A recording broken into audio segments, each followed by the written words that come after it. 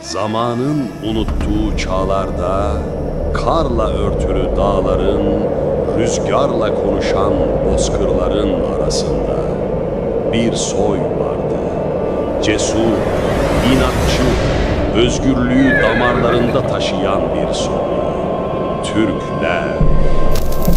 Ama bu halk bir gün yok olmanın eşiğine geldi.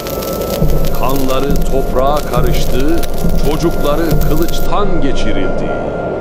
Ve kaderin sessiz tanıkları yalnızca rüzgar ve kurtlar kaldı. Ama kurt, Türk'ün düşmediğini, yalnızca uyuduğunu biliyordu. Bu, yeniden doğan bir halkın efsanesi. Bu, kurttan doğanların hikayesidir.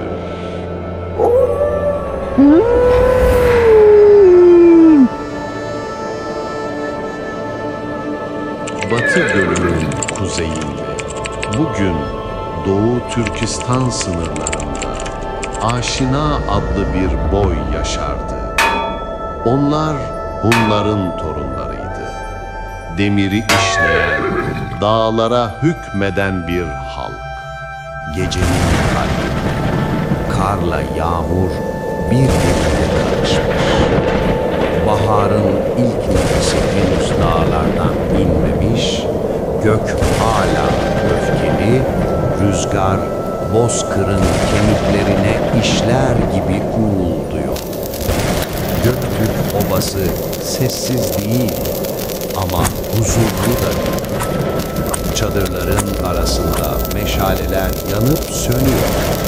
Her alevin titremesi sanki yaklaşan felaketin habercisi. Kadınlar çocuklarını çadırlara toplar, atlar huzursuz kişner ve uzak tepelerden bir kurdun uluması yankılanır. Sanki tanrılar bile bu geceyi izliyordu. Çadırın içinde aşina boyunun reisi, yaşlı bir adam oğluyla konuşur. Unutma evladım, dağ demirle, insan onurla yaşar. Kılıcını kırabilirler ama ruhunu asla. Dışarıdan savaş boruları duyulur. Ufukta Yan krallığına bağlı komşu bir kavim saldırıya geçmiştir.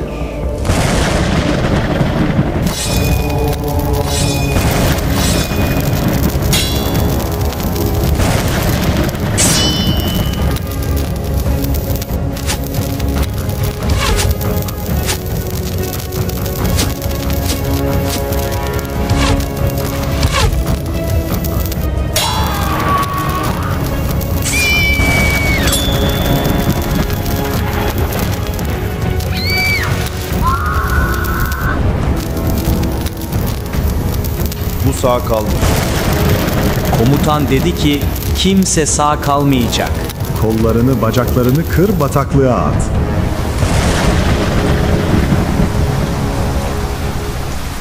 O anda bozkırın tanrısı Tengri gözlerini yere çevirdi.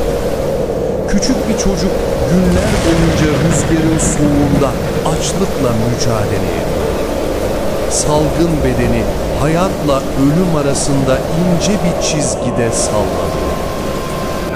Tam o sırada karanlıktan bir dişi kurt doğdu. Dişi kurt hemen serif gibi parıldıyor. Yavaşça çocuğa doğru yaklaştı. Etrafta sadece rüzgarın sesi vardı. Kurt çocuğu uzun süre kokladı. Çocuğun yarasının kokusunu hissetti. Ardından yere eğilerek çocuğun yanına kıvrıldı. Bir parça et, bir can, bir kaderin kıvılcımı. Kurdun getirdiği parça sabahın ilk mucizesiydi. Sessiz, kanlı, kutsal. Dişi kurt, anne içgüdüsünün ağırlığıyla avdan kopardı eti karın üstüne bıraktı. Çocuğun gözlerinde umutsuzluğun, acının tuzu vardı. Fakat tereddüt yoktu. Açlığın ilk lokması yaşamın ince ipine yeniden tutunmasını sağladı. Her ısırıkta biraz daha can toplandı. Her lokmada bir çocuk daha ergen oldu. Günler birbirine karıştı. Haftalar ayları izledi. Dişi kurt bir gölge gibi sabit kaldı. Uyanık bir bekçi, sessiz bir hemşire, soğuk gecelerde yanan bir ateş. Onu korudu, onu doyurdu, yaralarını iyileştirdi. İnsanla kurdun arası bir yemin gibi sağlamlaştı. Çocuk iyileşti. Etrafındaki dünya yeniden anlam kazandı. Ve birlikte Altay eteklerine doğru adım attılar. Karın ve çimenin, rüzgarın ve kurt ulumasının eşlik ettiği uzun bir yol. Ama haberler rüzgarla değil, korkuyla geldi kralın kulağına. Çocuğun yaşadığı söylendi. Öfke ateş gibi yayıldı. Küçük bir umut kıvılcımı bir krala göre lanet olmalıydı. Kral bağırdı, emri gökyüzüne çizildi. Hem çocuğu hem kurdu yok edin. Hayatta kalmış bir kurtla yaşayan çocuk lanetli bir soy olmasın. Ve şimdi rüzgar bekliyor. Bir yargı mı yoksa yeniden doğuşun ilk nefesi mi gelecek? Ve o anda rüzgar sustu. Bozkır nefesini tuttu. Altay'ın doruklarından yankılanan bir uğultu, yaklaşan felaketin kalp atışıydı sanki. Dişi kurt başını kaldırdı.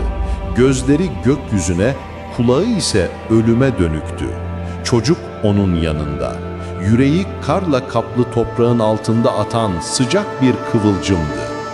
Birden ufuk yırtıldı. Demir tınısı taşıyan bir rüzgar esti ve gökten ölüm yağdı. 10-15 ok, her biri kaderin soğuk parmakları gibi yere saplandı.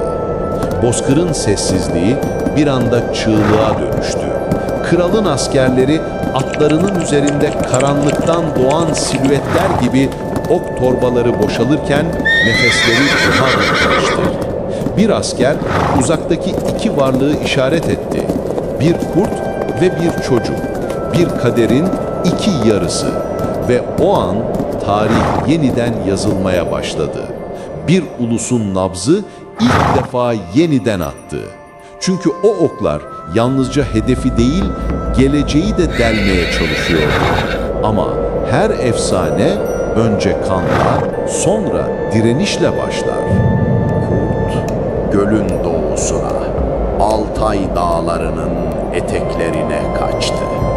Peşlerinde ölüm, önlerinde kaderin sessiz yolları vardı. Dağın yamacında gizli bir tünel açıldı.